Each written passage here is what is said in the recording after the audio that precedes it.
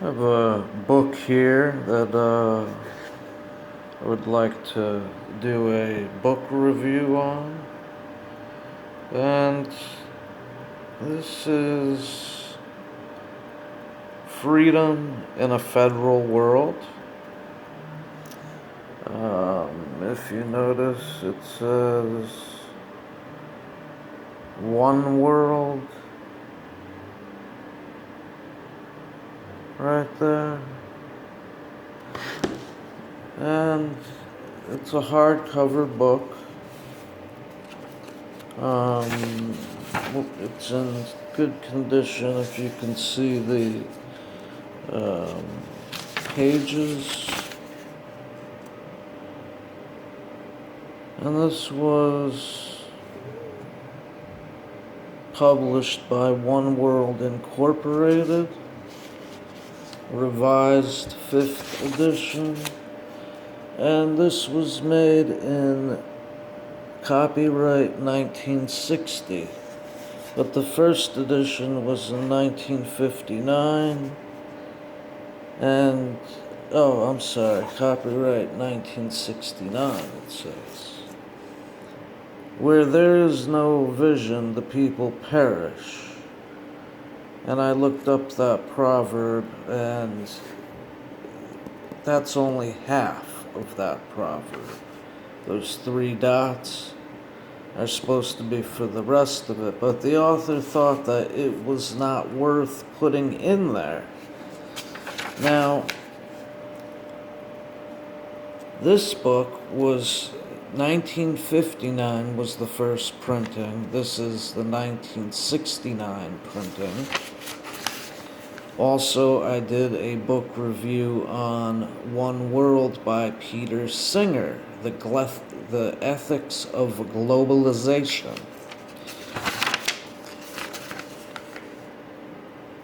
Democracy begins at home.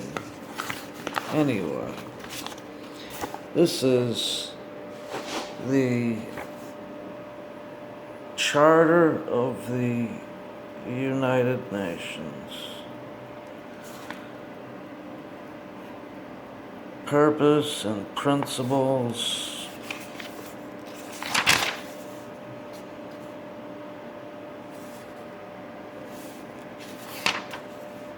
Functions and powers.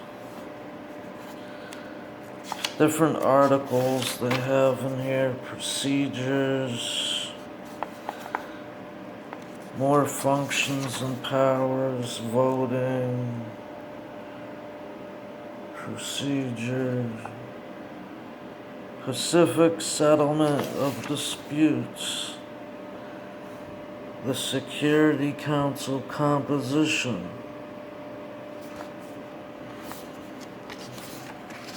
Now I could go on and on with this, but I'm sure you can find these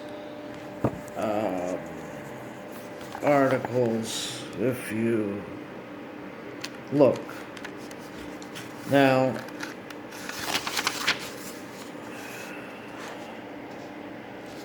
what I really want to talk about,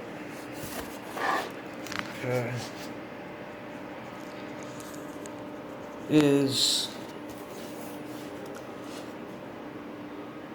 well, let's look at this right here. Freedom in a Federal World.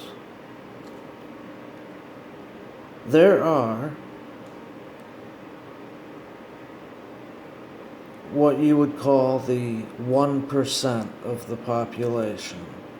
The 1% that is so rich that on those charts you would need extra charts just to be able to show the amount of money the 1% has. But they are only 1% of the population. So we're upwards of around 8 billion. But anyway, how are they going to make this one world, this one world government, one world economy, one world religion? How are they going to do this? This is a question for every person, because there isn't going to be freedom. I'll tell you that. If you notice, they already have duped the people of Australia into handing in their guns. And the Australian people have said that it was the worst mistake they ever made. Right now, between the Sudanese and the Muslims, gangs, these are gangs of people, are robbing stores in broad daylight on camera. And please look up the videos. Talk to people from these countries. They will tell you. Now, they always come for the guns. Why? Because that is our God-given right to protect ourselves.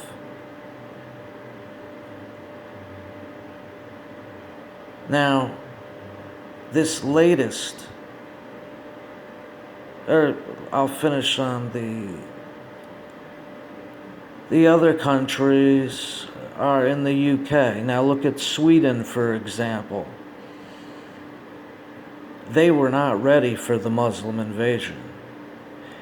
The rapes that go on in this country, the crimes have went sky high because the UK took away the guns too. Now, the difference I see between Australia and the UK to the USA is everyone is about freedom, and nobody is trusting the feds. Even the ones who are in the feds are not trusting their own group, because they see the dirty politics that have came into play by the powers that be, that have bought out the government, who work behind the scenes. And now we have this latest school shooting here in America. And this is nothing more than a false flag to take away another piece of our Second Amendment. You don't think it's going to actually end here, do you? Where, okay, they might ban this or prohibit that concerning a firearm. Do you think it will really stop there?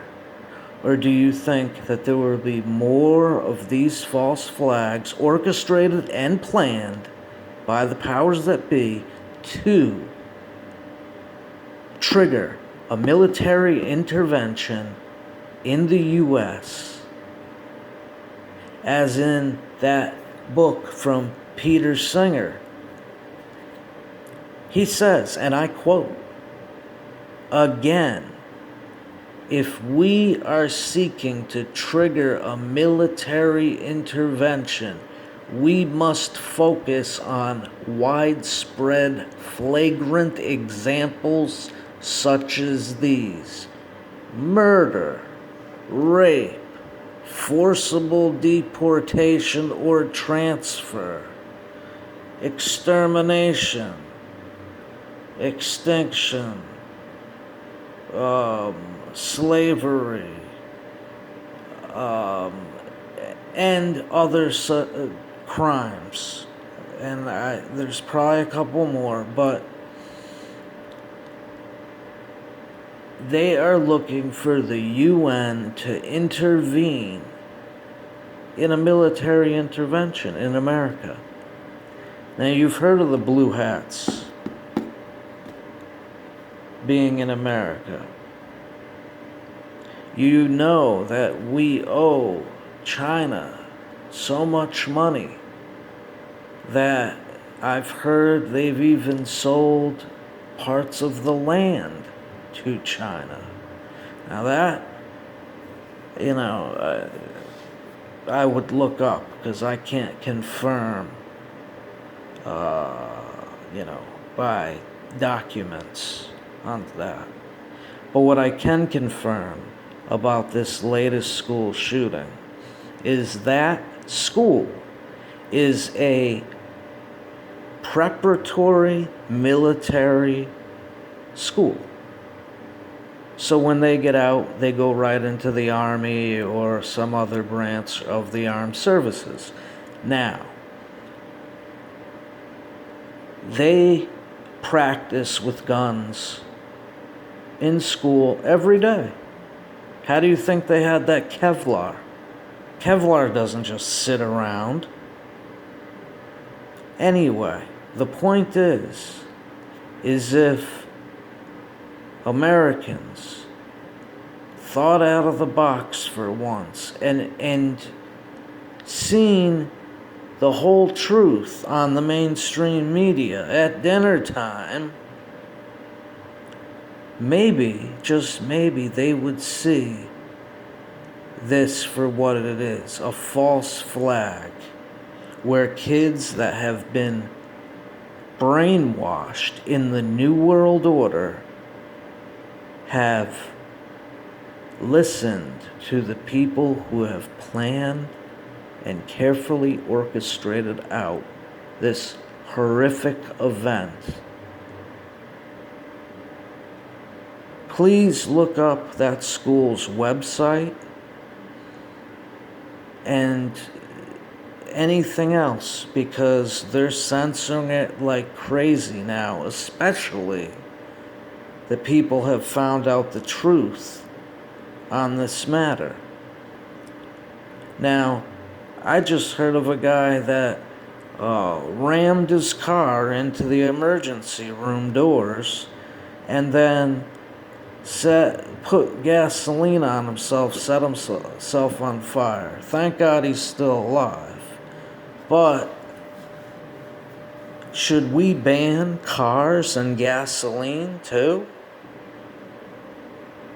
You see, the problem is not the guns. If you look at Switzerland, they've decided to arm every citizen, and the gun rate, or I should say the crime rate, has went down to an all-time low. But you go to countries where they've taken away the guns, crime is at an all-time high. Now, I don't care if you're for the left or for the right.